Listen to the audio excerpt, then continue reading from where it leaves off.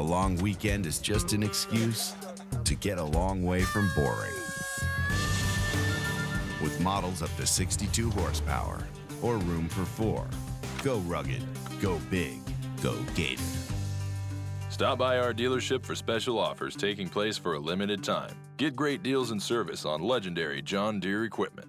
And welcome to the Georgia Southern Postgame Report. I'm your host, Josh Aubrey, being joined as always by Matt Yogus, the sports editor and Georgia Southern beat writer for the Statesboro Herald. Matt, we're here at Ladd-Peebles Stadium in Mobile, where the Georgia Southern Eagles have christened in the Sun Belt era in style, walking away with a 28-6 victory. I don't know that it was ever really in jeopardy here. I know Coach said he didn't feel comfortable until it was 28-6. But, you know, late there in the first quarter, the last play, Matt Breida, as he has all season long, scores a touchdown to kind of get things started. Yeah, I like that first quarter 60-yard touchdown run play that they like to run. They've done it 3 times, and it works pretty well. That really sparked everything for Georgia Southern. But the story of the day, I thought, was the defensive line. You know, you're missing Jonathan Battle, who had a big game against Georgia Tech. And all they do is disrupt things in the backfield all day long. Brandon Bridge, the South Alabama quarterback, you could tell he was frustrated. Now, that had a lot to do with Georgia Southern's defensive line. Also had a lot to do with a ton of drop passes. Drop passes, yeah. But, you know, it didn't help that Georgia Southern was in his face all day long, chasing him around the backfield. 4 sacks today for the Eagles. Really just a great day for the defense. You hold a FBS team in your conference to 6 points, you got to feel pretty good about yourself. Yeah, and there's a lot of talk about Georgia Southern's defense in the NC State game and the Georgia Tech game, that they kind of ran out of gas there in the toward the end of the game in both of those games. Today, they were in it. The fourth quarter, they did a great job of preserving the victory with 2 Georgia Southern turnovers that they then turned right back and made 2 interceptions in the game. Yeah, the pressure was on, as I said. Bridge was frustrated by the third quarter. By the time the fourth quarter was around, the turnovers started getting a little crazy. I think Kevin Ellison was getting frustrated too, trying to do a little too much. But on the flip side of that, Georgia Southern, 2 big interceptions, including Edwin Jackson returns 148 yards, sets up the final touchdown of the day for the Eagles. And at the end of the day, you know, we talked about good or bad 1-2, these close games with the ACC, but now you're 2-2, 1-0 in the Sun Belt, and you got to feel pretty good about things. All right, well, let's get out and take a look at some of the highlights from the Eagles' victory here this evening. The first ever Sun Belt game for the Georgia Southern Eagles on the road in Mobile, taking on South Alabama, featuring former Portal football standout Theo Rich. The defense sets the tone early on. Jay Ellison coming up with the sack here. Later, still in the first quarter, the Jags driving, but the Eagles hold on third down. Quan Daniels with the sack. Offensively, Georgia Southern finally breaking through on the last play of the first quarter, and for the 4th straight game, it's Matt Breida starting the scoring. This one for a 64-yard touchdown, and it's 7-0 Georgia Southern.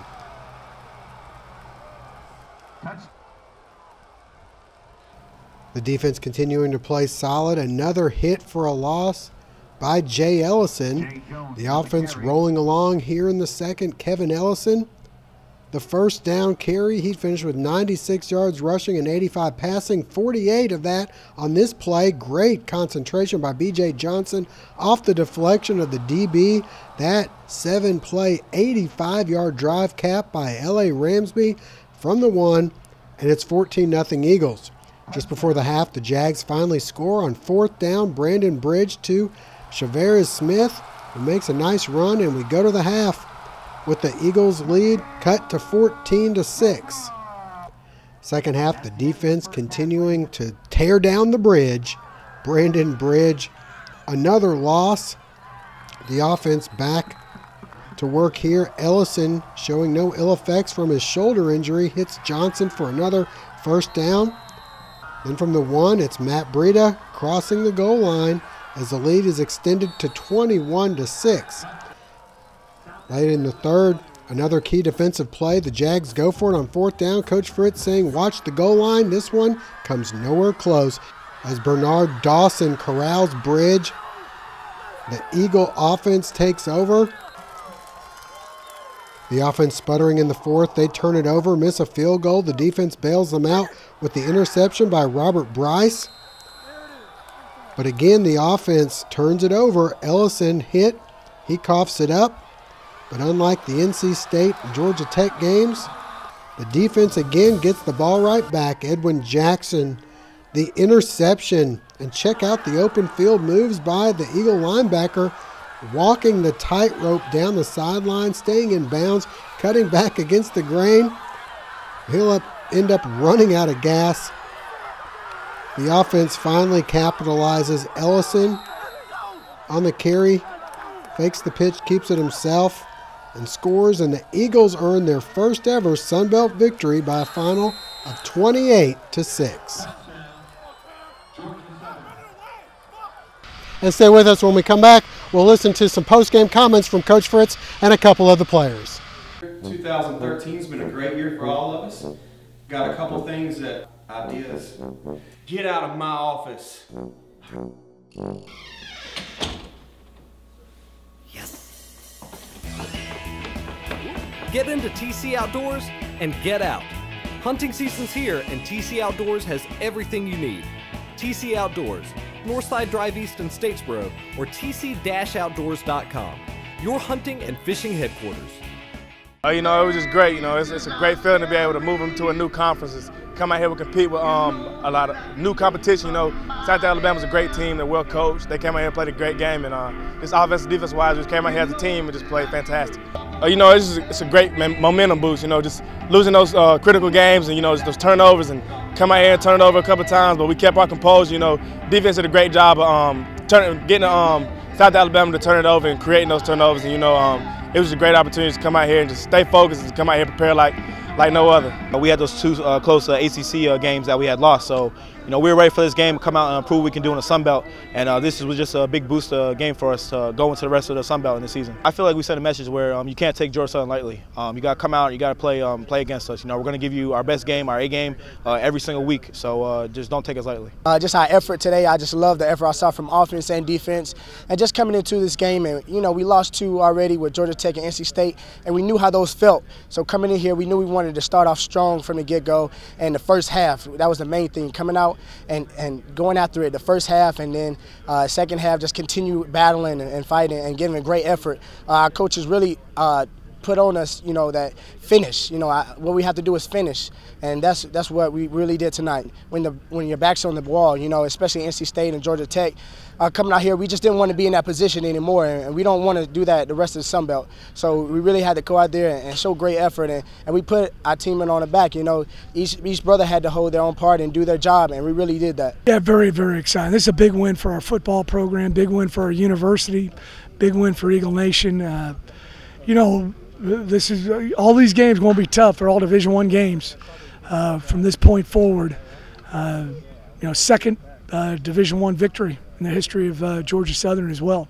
So a big W for us, and this is a great way to start off Sun Belt Conference play. We've had some tough luck in the fourth quarter in a couple games. You know, and that was one of the big things we wanted to do. I told them, you know, again this week, we're going to get in a situation in the fourth quarter. They're all going to be dogfights. You know, it's not going to. There's not those games. We had the one game where, you know, it wasn't going to be a dogfight for 4 quarters. That's over and done with. So every game we got to bring it, and I thought we did a great job of picking each other up. There's a time there in the third and fourth quarter that our offense was not playing particularly well. Our defense really came through. No points in the second half, and a huge fourth down stand down here to get us off the field. And then, you know, offensively we did a good job of running the clock and getting some key first downs, and the big touchdown there at the end off of Edwin Jackson's interception return. I've been doing this a long time, and you just can't relax for a split second, and that's when it happens to you. But I thought our guys defensively showed a lot of resiliency and were really tough in the second half. And you know, that's tough going back out there time after time, and you're not getting points and those kind of things, but they did a good job answering the bell. You guys challenged the defense this week after the first couple games where they played well, but in the fourth quarter. We worked like crazy on takeaways, and you know, we finally got some here tonight, and some big ones. You know, big interception by Robert Bryce, and then, you know, the big interception by Edwin, and you know those are huge plays. And you know, my experience has been where you start getting a few, they start coming in bunches, and that's what hopefully will continue to happen.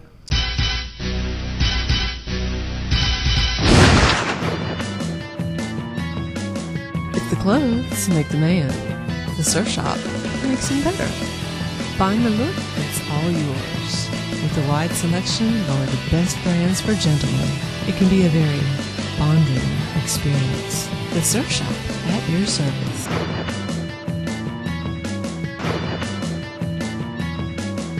Matt, wrapping things up from Mobile here, your thoughts on a big historic evening for Georgia Southern as they pick up their first ever Sun Belt victory? Well, that Florida win last year was the big FBS win, but since then Georgia Southern hadn't picked up a win against an FBS team. It's just the second one in program history, but it was a big one. You're right, it's absolutely historic. They're 1-0 in the Sun Belt. More importantly, you know, they've shown they belong in the FBS with the games against the ACC. Now I think they've taken the number 3 team, you know, preseason in the Sun Belt Conference, held them to 6 points, under 300 yards, and really showed, you know what, Sun Belt, you made the right choice. Yeah, kind of put their flag in the ground one by one, hopefully here in the Sun Belt, especially on the road. Show people this is Georgia Southern, not Georgia State. You're in for a battle here this evening. Well, next up for Georgia Southern, no time to rest. You got a Thursday night game, the second ever in school history. Of course, the first being the Hugo Bowl 25 years ago. This time it's Appalachian State, and they're coming in off a heartbreaking loss. They score the final touchdown. Looks like they're going to tie it up. They miss the extra point and lose to Southern Miss by 1. Yeah, that's a heartbreaker for them. Georgia Southern knows what it's like to lose a game in the last minutes. It hasn't affected Georgia Southern. We'll see how the Mountaineers handle it.